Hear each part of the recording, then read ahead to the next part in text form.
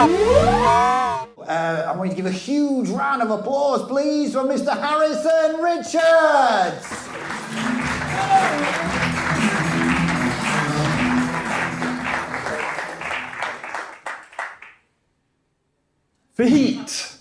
Feet, ladies and gentlemen, 52 bones in the human feet, 26 in each foot, around a quarter of the bones in the whole human body. Many of you here this evening will have bought a pair.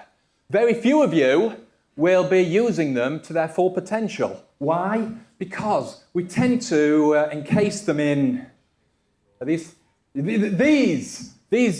strange coffins that keep our feet from moving, they keep our feet from breathing, they keep our feet from doing what nature intended.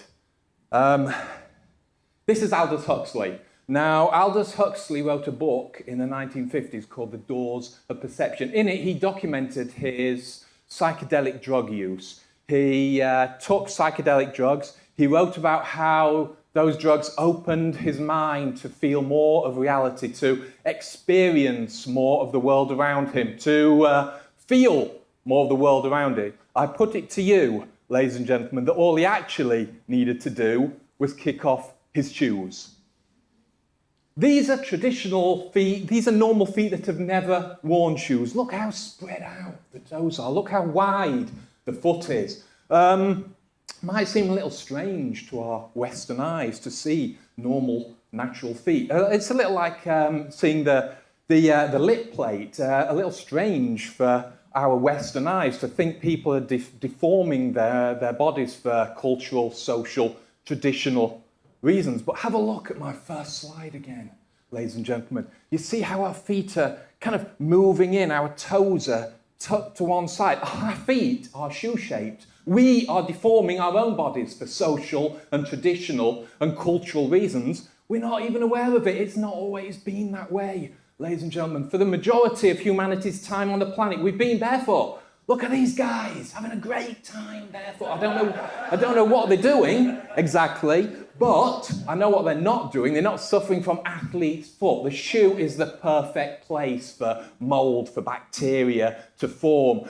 The damp, the warm environment, the perfect place for all kinds of nasty things to happen. What about the arch? The arch of the foot, ladies and gentlemen. In architecture, the arch is one of the strongest structures. The more weight you put on an arch, the stronger it gets. An architect wouldn't dream of putting something up in the middle there to try and strengthen it, but that's what we do. Arch support, ladies and gentlemen. We actively weaken our feet by putting a support under potentially the strongest part of our body. It makes no sense. What about heel striking? Particularly, a heckler at a foot talk. Who'd have thought it?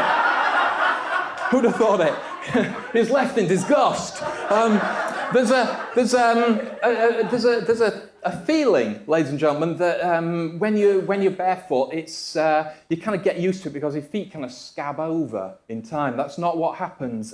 Your brain just slowly reinterprets what the ground feels like. So if you're walking over gravel, after a certain amount of time, your brain thinks this isn't dangerous. It's actually safe. It's actually okay, and your brain starts to tell you that it's normal. And an interesting thing is when deaf people first get a cochlear implant and they hear things for the first time, even the quietest sounds are deafening.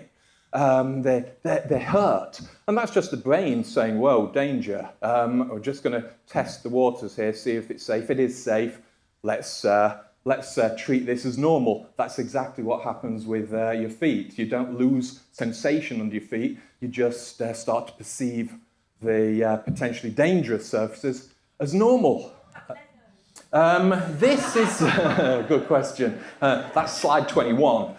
This is me running the Leeds 10K a few years ago, barefoot. If you want someone to shout Zola Bud at you every 3 minutes for the best part of an hour, this is the method. This is the method I use. I do wear shoes sometimes, of course I do. Like I wear gloves sometimes. Certain temperatures, certain surfaces, certain environments. Gloves are a good idea, of course. But imagine, ladies and gentlemen, imagine getting up every morning, putting these on, going out the door, wearing these all day and only taking them off at night. Sure, your hands would be safe, you won't get any cuts and bruises, but at what cost, ladies and gentlemen? At what price? So, I say to you, if you want to perceive more of reality, if you want to open your own doors of perception, don't take psychedelic drugs. Take off your shoes. Thank you.